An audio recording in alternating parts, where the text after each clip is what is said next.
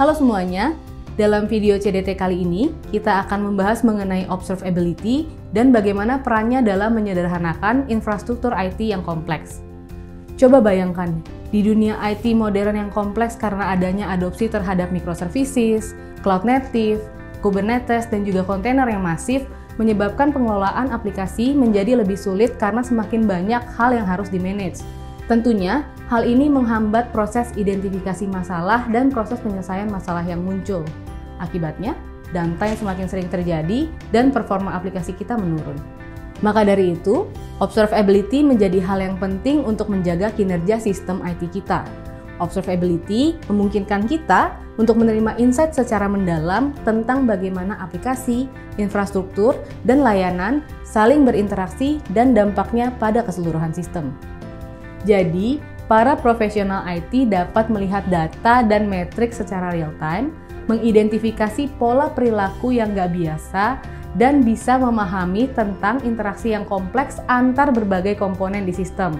Sehingga ketika ada masalah atau anomali, bisa langsung terdeteksi dan diatasi dengan cepat.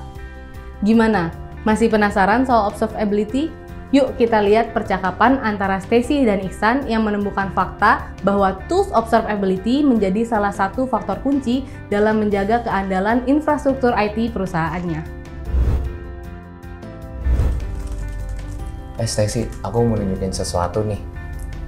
Ini tentang Dynatrace, sebuah tool observability yang katanya bisa memberikan pemantauan dan analitik full stack untuk kinerja aplikasi, infrastruktur, dan layanan kita secara real time. Serius? Kayak menarik nih.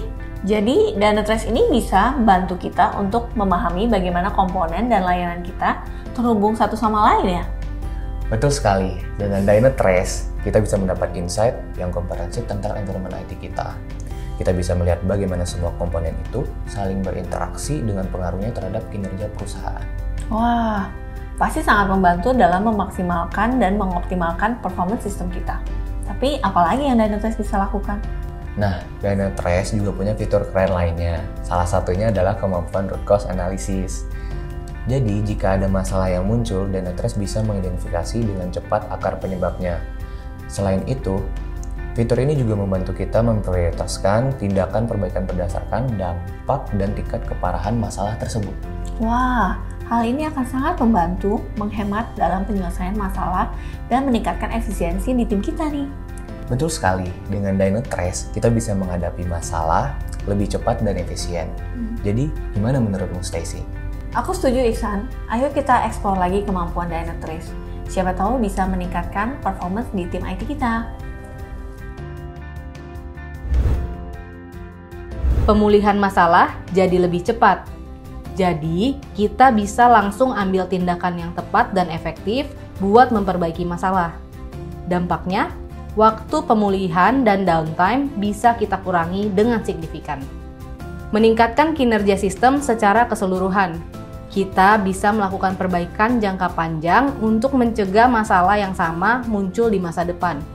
Jadi, kualitas dan performa sistem kita bakal makin oke. Bantu kita mengidentifikasi area yang menggunakan sumber daya berlebihan atau nggak efisien.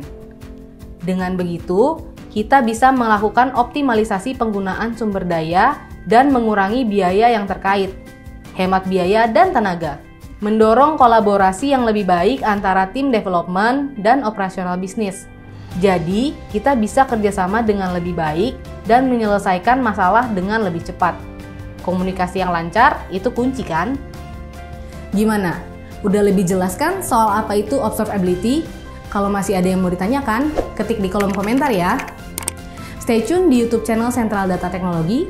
Jangan lupa klik subscribe, like, and share. See you!